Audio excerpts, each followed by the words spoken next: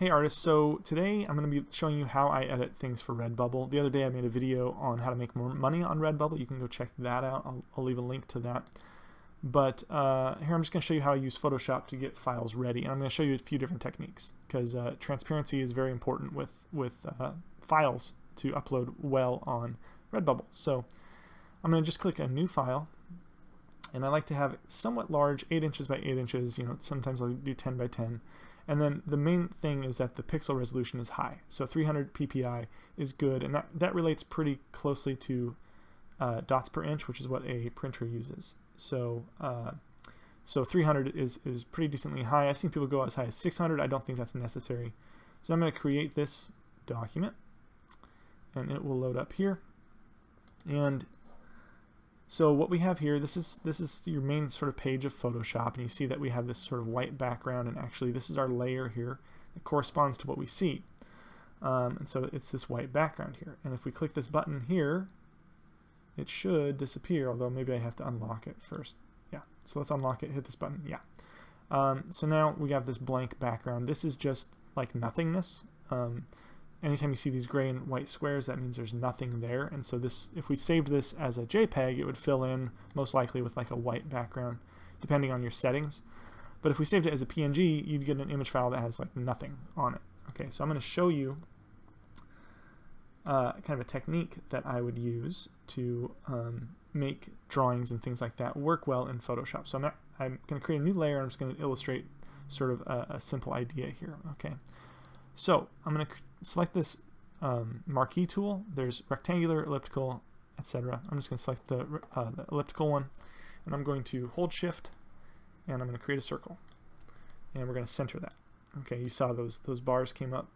That'll help you center things. It kind of clicks in there.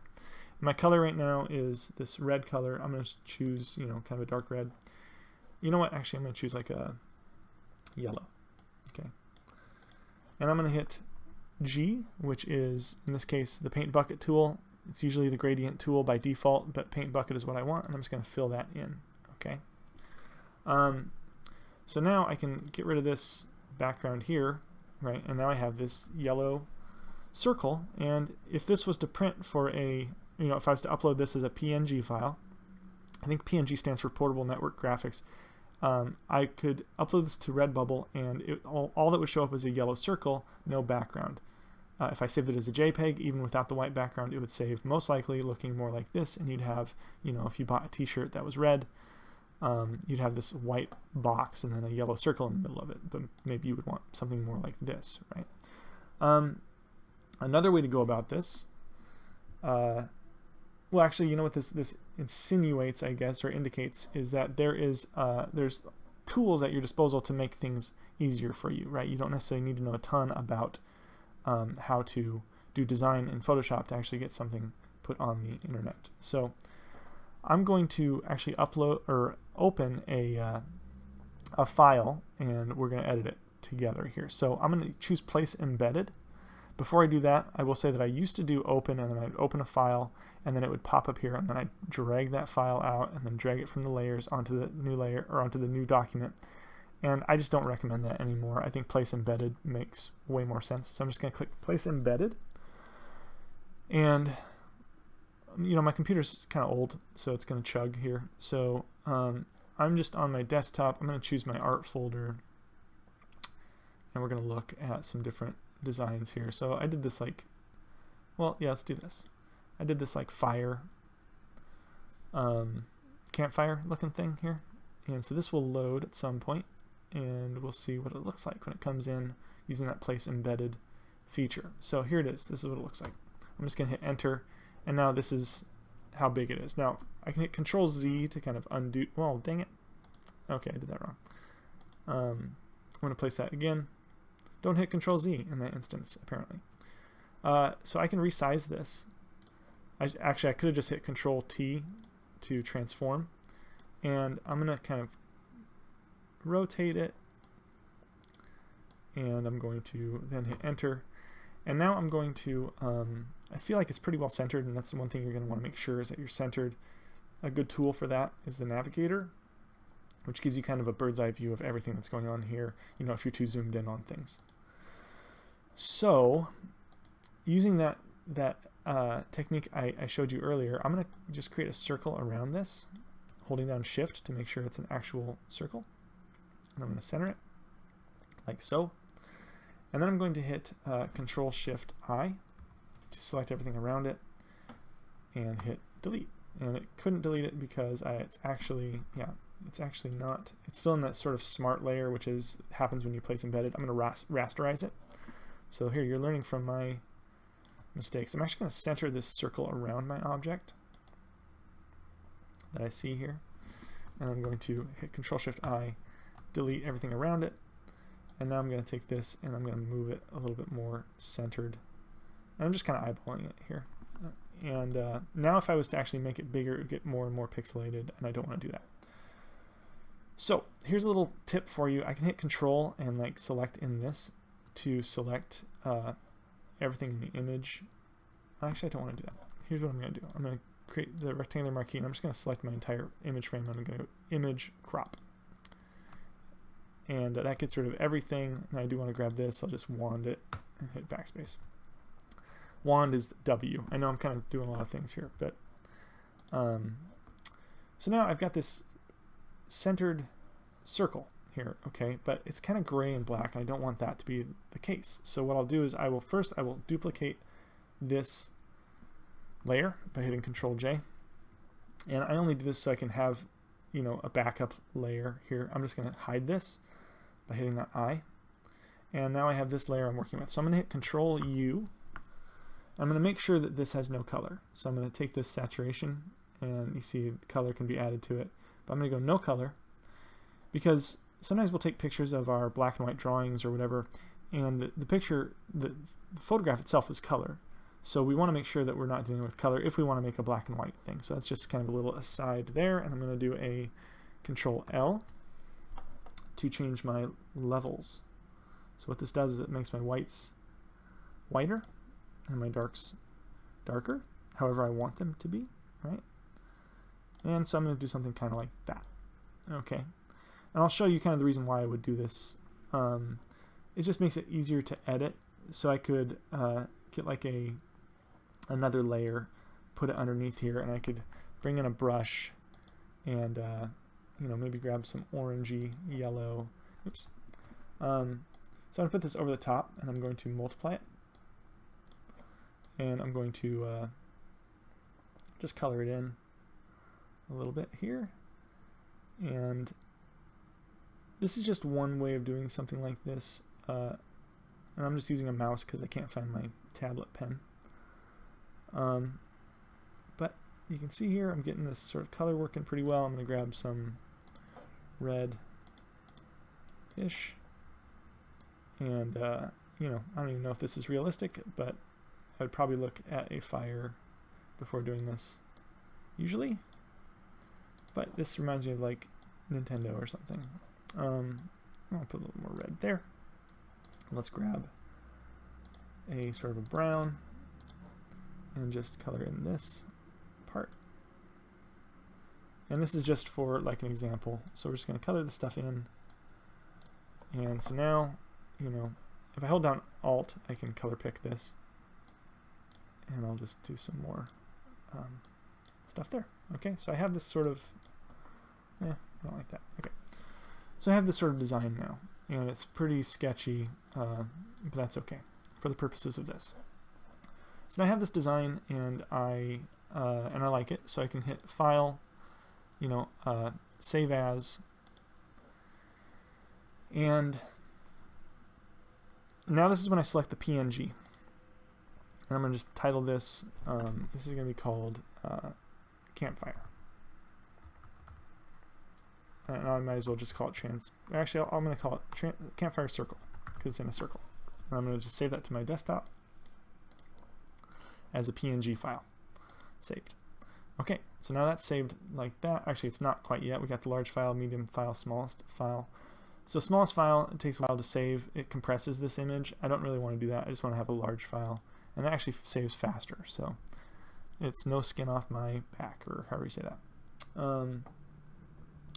So now, another thing I could do, if I don't want this to be quite exactly like this, I can grab this image. I'm going to show you another way of doing kind of a more interesting thing.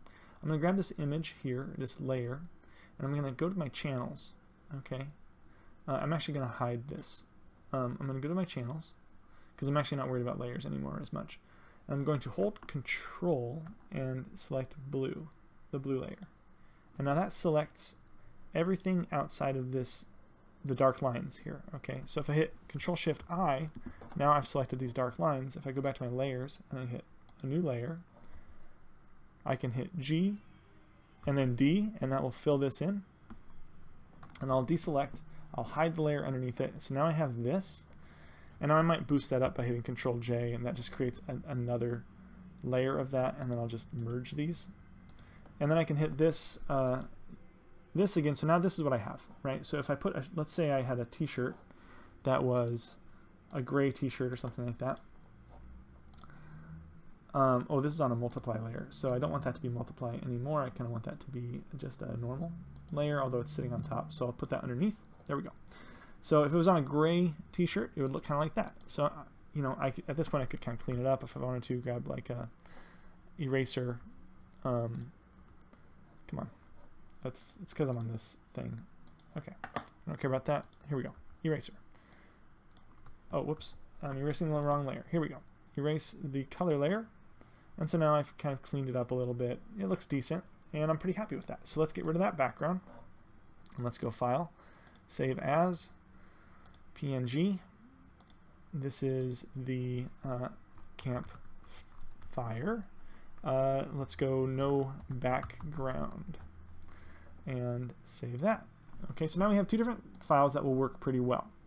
Now I'm going to go into Redbubble and kind of show you how these work.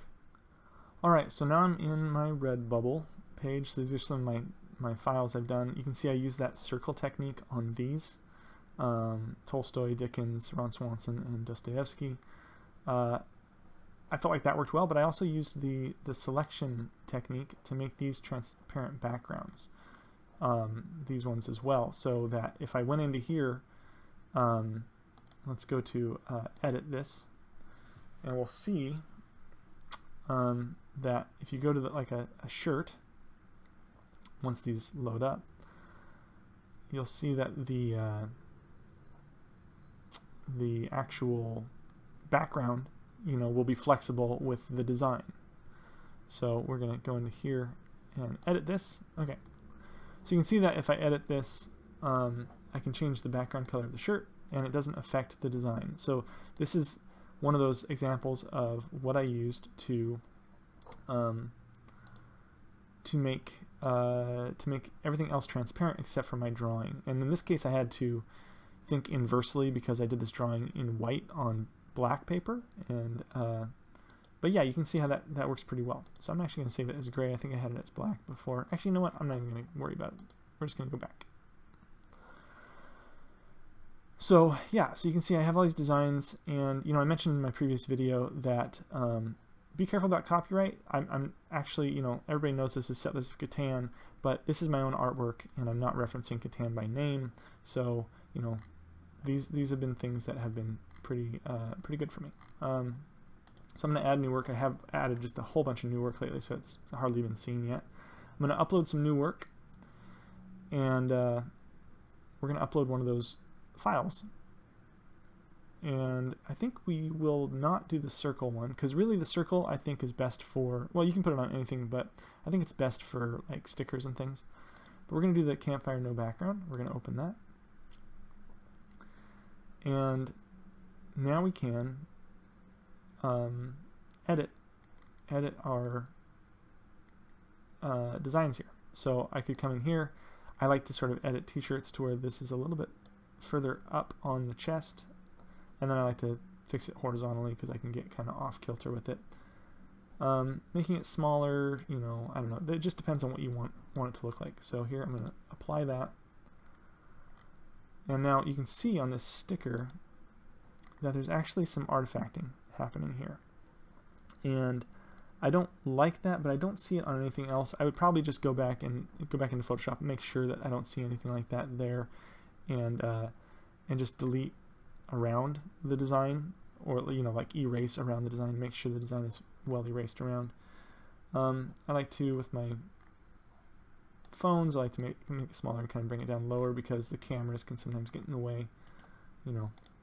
So anyways, like pillows, I think pillows you could pattern things, and I think that looks kind of cool. I think same with floor pillows. Phone wallets, I like to take these and make them small and put them in the smaller right hand corner, right, like that, and then it's easy to see, it's not huge and not like, I don't know, I think when it's big like that it's kind of distracting. Different strokes for different folks though, and so this, you know, I'll pattern this one and I'll make it kind of a tinier pattern so you can see here. It gives you a nice preview. So Redbubble is really cool in this way. Pouches, I would also do that with these. I'm not going to worry too much about editing all this, but obviously leggings, skirts, scarves, you might want to pattern on those things. And then I would just go down here, design illustration is how I view this. I also view it as a drawing. And I would probably not put it in either black and white portraits or gamer gear, but you could always add a new collection. It doesn't have any sort of nudity or anything like that. And then I would say I do have the rights to do this. And then over here, default products in your shop, they recommend optimized, which basically says here it means Redbubble will show a mix of products based on sales and individual customers' interests. That's fine to keep it at that, but when in doubt, you can always do stickers, although my sticker doesn't look great right now, I don't think. And then I would just save the work, and I might just save it anyways. Oh, I do need to put a title. Oh, I do want to show socks. I think socks are really cool. Socks, you just choose a pattern, offset grid. That's how I like to do it. I like to have them kind of like that. You can kind of see what they look like there. Okay, apply those changes. Let's just say campfire, and then we'll save it. And I should say though, before we save it, that tagging things, real important. Do some tags and tag as many things as you can. So now I'm going to save it, and it will upload, and it'll be part of my library. So it's pretty simple. It's easy as that. Do a drawing, take a picture of it, take it into Photoshop, do some editing, and hopefully the editing I showed you works for you. And if you're confused by things, just put some questions in the comments and I'll get back to you. I'm trying to make this video relatively short, so I'm moving kind of fast, but you can see it gives you all these different sort of examples of what the end product will look like. And I don't see any artifacting around these stickers, so that shouldn't be a problem. So that's good to know. Yeah, so you can kind of see how things look, and I think things look pretty cool. So hopefully this helped you, and yeah, good luck out there.